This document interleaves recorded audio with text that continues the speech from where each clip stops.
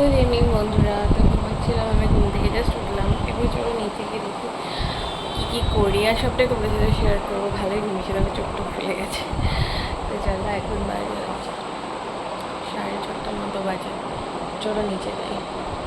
সন্ধ্যাবেলা হলেই কিছু না কিছু খেতে মন চায়, তাই আমি দেখলাম যে ফ্রিজের মধ্যে 2 দিন ধরে আলু মাখা করা ছিল আর কি। তো একদিন তো আলু চোখা করেছিলাম, তোমাদের তো আগের ব্লগে দেখিয়েছি। আরেকটা কিছুর জন্য ছিল আমার মনে নেই। তো দুটোকে এক জায়গায় মিশিয়ে নিয়ে কিন্তু আমি একটু চিড়ে জল দিয়ে ধুয়ে 10-15 মিনিট মতো ভিজিয়ে রেখেছিলাম। তারপর সব একসাথে মেখে নিয়েছি, আর এর মধ্যে হালকা একটু ধনে গুঁড়ো জিরে গুঁড়ো অ্যাড করেছি। তারপর কিন্তু একদম একটু ছোটো ছোটো করে হাতের মুঠে চাপ দিয়ে মানে একটু গোল গোল শেপ দিয়ে তেল দিয়ে কিন্তু এপিট ওপিট করে শক্ত করে ভেজে নিয়েছি, মুচমুচে টাইপের। তো এটা খেতে খুবই টেস্টি হয়েছিল। আর এর মধ্যে এক্সট্রা করে মানে পেঁয়াজ কুচি বা কাঁচা লঙ্কা ধনিয়া পাতা এগুলো অ্যাড করা যেতেই পারতো, কিন্তু আমি আর করিনি, কারণ এগুলোর মধ্যে সবই দেওয়া ছিল। দিলে যদিও ভালোই লাগতো। তো পরে দেখো আমি প্রথমবারে এমনিই ভেজেছিলাম, পরের বারে কিন্তু এগুলোকে আবার বেসন গুলে সেই বেসনগুলোর মধ্যে কোটিং করে কিন্তু ভেজেছি, কারণ প্রথমবারের গুলো একটু মানে কম নরম হয়েছিল, যদিও বেসনওয়ালার থেকে বিনা বেসনেরটা বেশি টেস্টি ছিল। তো তারপরে হাঁড়ি চাটনিটা দিয়ে খেলাম, এটা খেতে খুবই টেস্টি ছিল। আর চিড়ের মানে যে স্ন্যাক্সটা বানালাম ওটা অনেক টেস্টি ছিল। তোমরা ওরকম করে বানাতেই পারো, খুবই ভালো লাগছে খেতে, মানে মুচমুচেও হয়, খেতেও টেস্টি হয়। তারপর দেখো রাত্রিবেলায় ডিনারে কিন্তু এই রুটিগুলো দোকান থেকে কিনে আনা হয়েছে, এগুলো 5 টাকা করে নিয়েছে, সাইজটা বেশ ভালোই বড়। তো হটপটে রেখে দিয়েছিলাম, তবে যে প্যাকেটটা দেয় সেই প্যাকেটটা রাখলেই বেশি গরম থাকতো, কিন্তু আমি প্যাকেট থেকে বার করে এখানে রেখেছি বলে একটু ঠান্ডা হয়ে গেছে, কিন্তু সাইজটা বেশ ভালোই। আর এর সাথে তো যেটা মাটনটা বানিয়েছিলাম ওই মাটনটা দেখো, আর লাস্টে এই কোল্ড ড্রিঙ্কসটা খেলাম। Good morning. ওয়েদারটা একটু মেঘলা মেঘলা টাইপের, কালকে তো বৃষ্টি হচ্ছিলো, আজকে বৃষ্টি হচ্ছে না, কিন্তু বৃষ্টি হলে ভালোই হয়। দেখো মেঘলা মেঘলা। চলো এখন যাবো হচ্ছে নিচে রান্না বান্না করতে। তার আগে খুলবো গেট, এই যে চাবি। রান্না করবো এই মাছটা, এই দেখো, আর হচ্ছে চিংড়ি।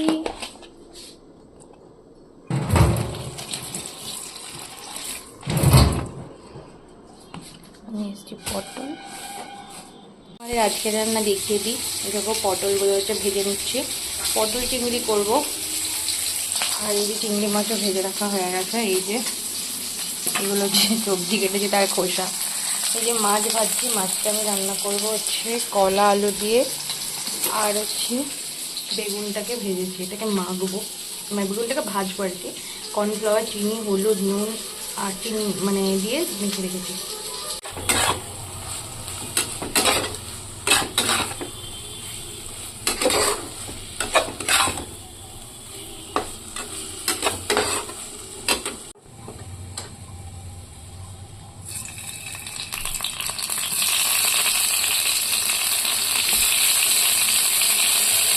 ফ্রিজের মধ্যেই ডিমটা রাখা ছিল, এটা দেখলাম ফাটা, তাই জন্য এটা আমি এখন ভেজে নেবো।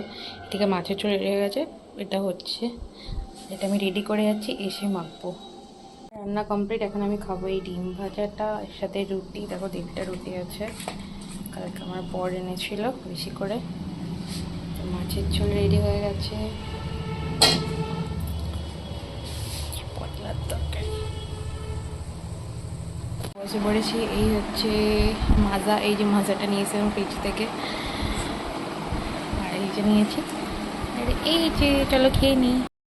তো বন্ধুরা আমি দেখো রেডি হয়ে গিয়েছি, এই কুর্তিটা পরেছি। আর আজকে বাইরে একটু মেঘলা মেঘলা আছে, রোদটা কম আছে, রোদ উঠেছে অবশ্য হালকা হালকা। তো অফিস থেকে এসে অবশ্য আবার তোমাদের সাথে দেখা হচ্ছে। আর আমি আজকে স্নান করে নিয়েছি একবারে, কারণ আজকে রোদটা কম আছে বলে স্নান করে নিয়েছি। এই যে তো লেগিংসটাও ম্যাচিং করেই পরেছি, দেখো কীরকম লাগছে দেখতে। ব্লু পরলে ভালো হতো। যাই হোক, তো চলো এসে তোমাদের সাথে দেখা হচ্ছে।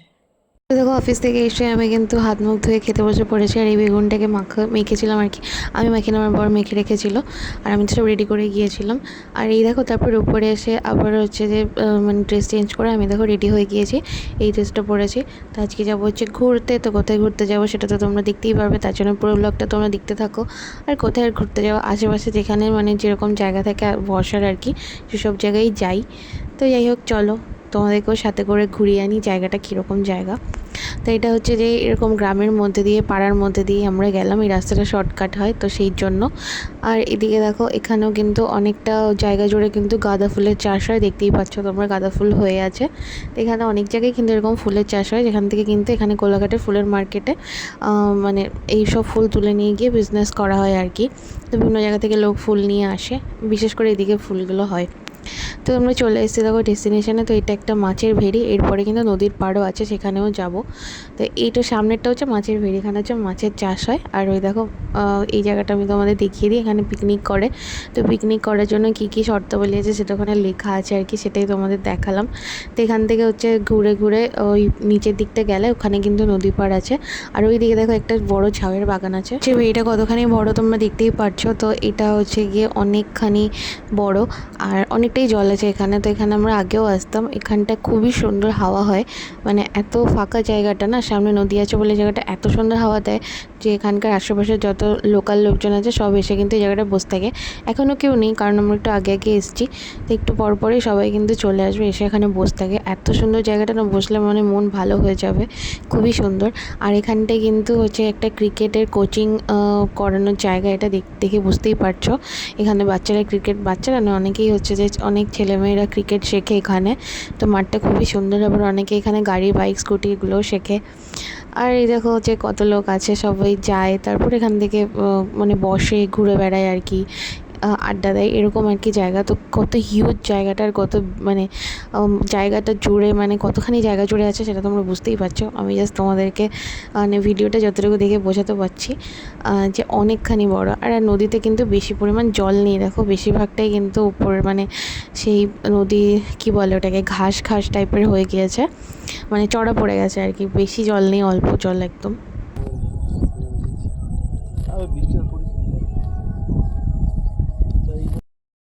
তো বন্ধুরা দেখো আমরা চলে এসেছি এই জায়গাটা, এই জায়গাটা খুবই সুন্দর। দেখো চারিদিকে নদী, এই নদীটা জল এখন কম আছে। আর এই দেখো বিরাট মাঠ, এই জায়গাটা খুব সুন্দর জায়গা, খুবই সুন্দর। পিকনিক করে এখানে লোকে, এখানে করে কিনা এই না, পিকনিক করে ওই সামনে করে, তোমাদেরকে আমি ভিডিওতে দেখিয়েছি, দেখবে তোমরা। তো খুব সুন্দর জায়গা।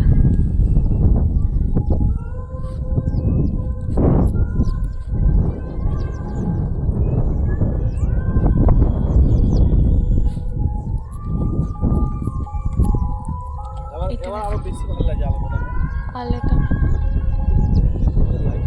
হ্যাঁ,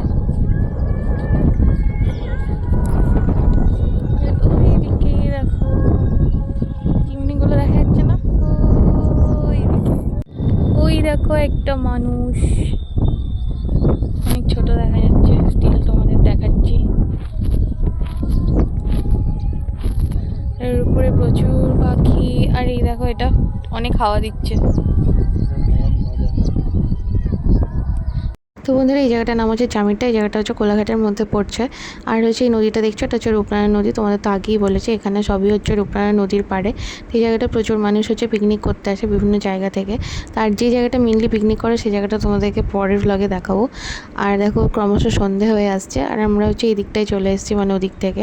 তো এখানে দেখো দুটো জায়গা আছে, এই জায়গা আর ওই জায়গা, মাঝখানে কিন্তু ফাঁকা, কারণ হচ্ছে ওই এখানটায় মানে হ্যাঁ মাটি কাটা হয়েছে, কারণ কি জোয়ারের জল যাতে, মানে নদীর যখন জোয়ার হয় জোয়ারের জল যাতে হচ্ছে মানে ক্ষেতগুলোতে পৌঁছাতে পারে, সেই জন্যেই এরকম করা, তো আমার যেটা মনে হয়। আর সবসময় কিন্তু নদীর পাড় ভাঙতেই থাকে, কারণ বেশি জল হলে তখন কিন্তু নদীর পাড়ে নদীর জলের ধাক্কায় কিন্তু ভেঙে যায়। তো আগে একটু অন্যরকম ছিল, এখন আবার একটু অন্যরকম। তো তারও আগে কীরকম ছিল সেটা আমি জানি না, তো আমি যবে থেকে আসছি তো একটু চেঞ্জেস হতেই থাকে, যেহেতু এটা নদীর পাড়। তো এখানে দেখো একটা নৌকা রাখা আছে, মানে নৌকা বেঁধে রেখেছে আর কি। আর ক্রমশ দেখো ধীরে ধীরে সন্ধ্যা হয়ে আসছে।